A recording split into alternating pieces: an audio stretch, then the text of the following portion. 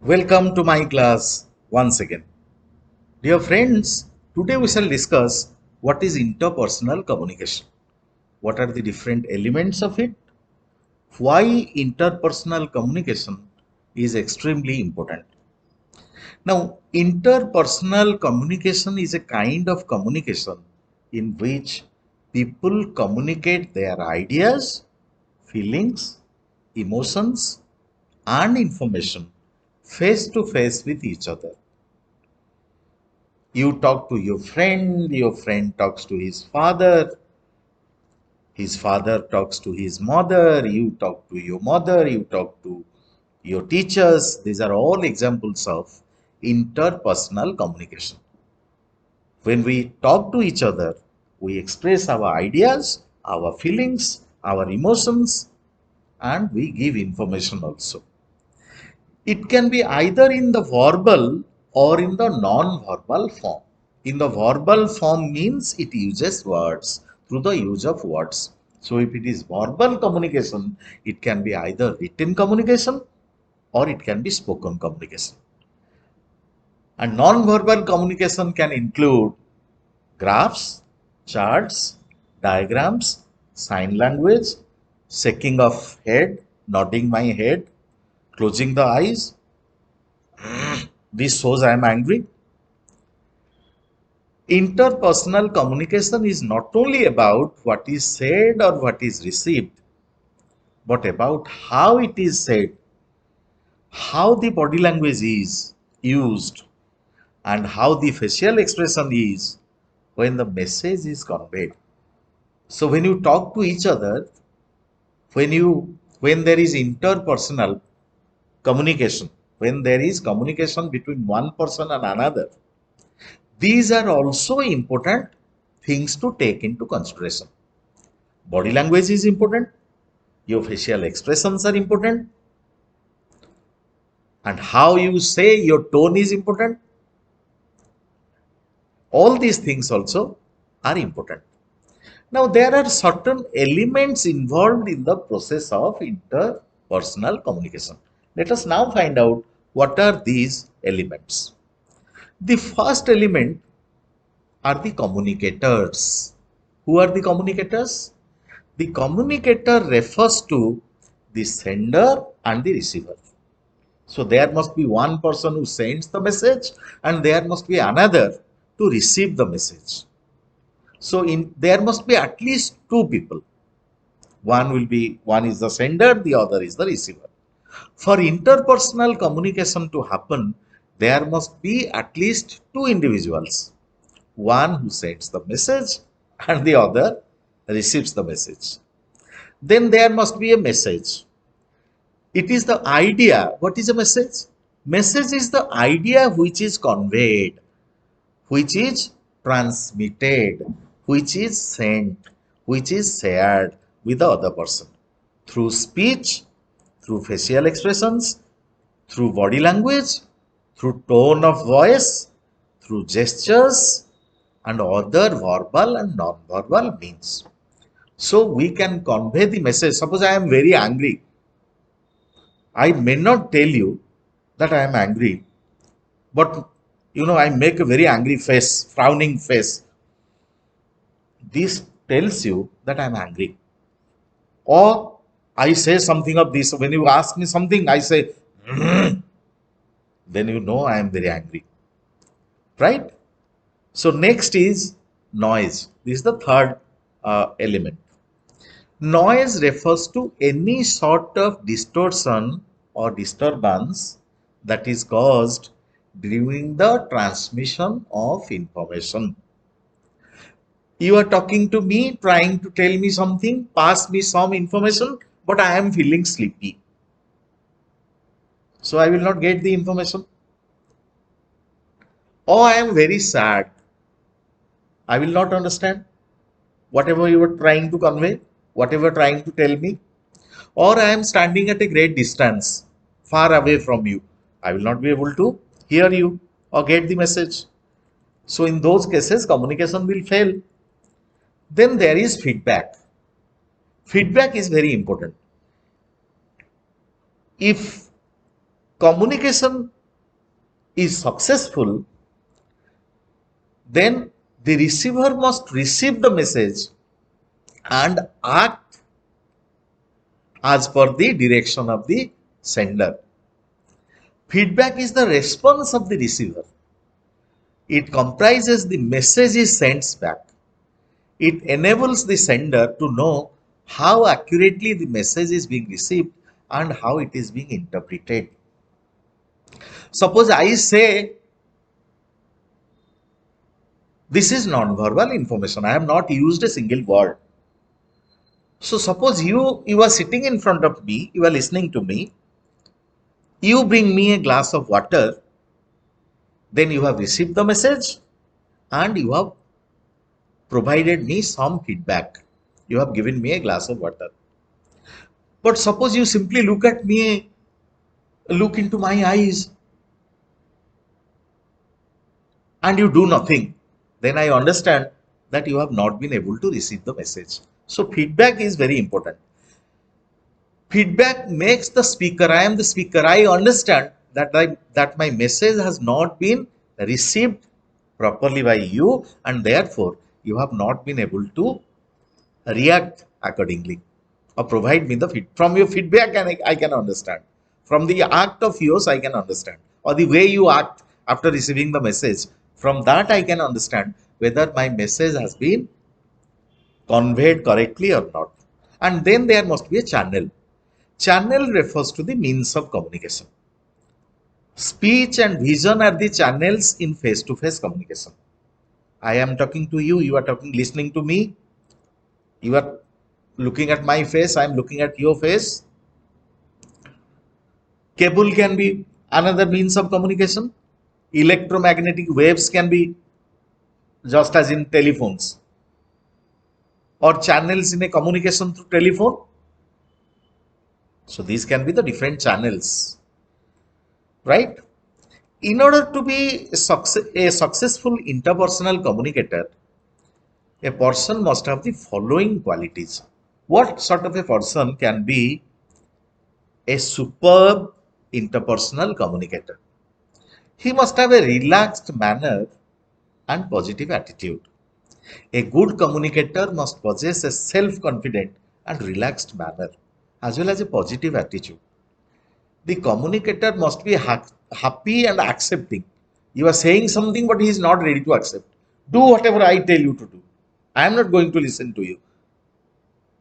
You know, if this is the normal kind of way he behaves, naturally you won't be in a state to talk to him again and again.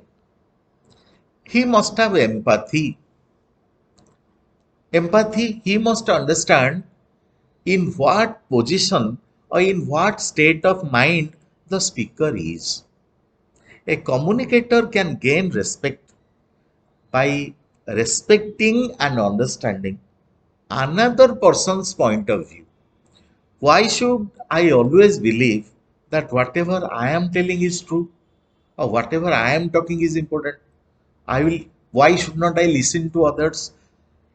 You can be a successful speaker, successful communicator if you not only speak but also give equal importance to listening. If you have better listening skills, you can be a better communicator. Understanding stress in oneself and stress in another person. The tone of voice and word choices are affected by internal feelings of stress. Suppose you are extremely stressed, you have worked for 5 6 hours, then the manager of the company says, no, you have to type 3 letters. How would you say? What would you say? How would you behave? No, sir, I can do it. You could have said that in a positive way. Sir, I will do it tomorrow. Please, I am very tired today. I will do it tomorrow. You could have said that. But because of stress, the entire manner changed. When the communicators have knowledge of each other's stress, if you have some idea of the situation in which the other person is, then you can understand each other's feelings better. Teamwork. This includes adaptability and flexibility in dealing with different personalities and different interpersonal skill levels. Your five fingers are different. One is small, the other one is a little bigger. So when you work in a factory or a company where hundreds of people work, how can everybody behave in the same manner? If you understand each other's behavior, normal way of behaving with each other, you can become a better communicator. So far as written communication is concerned, a person must have the following skills. The first one is analysis. If you are a good communicator, you must possess strong analytical skills, analysis skills, so that you can have a better idea of the problems and communicate more effectively. So if you can analyze the problem thoroughly in a better way, you can communicate better. Computer and technical literacy. With the world going more and more virtual these days, meetings are there, virtual meetings are there. You communicate with each other through Google Meet. So your knowledge of computers is very important. It can help the communicator to work efficiently. Sorry. Professionalism. A communicator who avoids spelling mistakes and grammatical errors when you are writing something, if you make a lot of grammatical errors or spelling mistakes, you are not respected by everybody. So a communicator who avoids spelling mistakes and grammatical errors are respected by one and all. Let us now find out why are good interpersonal skills required. Interpersonal communication skills allow people to discuss problems, weigh the pros and cons of alternatives before coming up with a final solution. So if there is a problem, you discuss with others, pros and cons. What is the meaning of that? The positive sides of something, the negative sides of something. If this action is taken, what will be the good things of it? What will be the bad things of it? So when you discuss all these things with another person, you can come to a definite conclusion. When managers and leaders are unable to clearly communicate tasks, workers can become frustrated and disconnected with the business goals.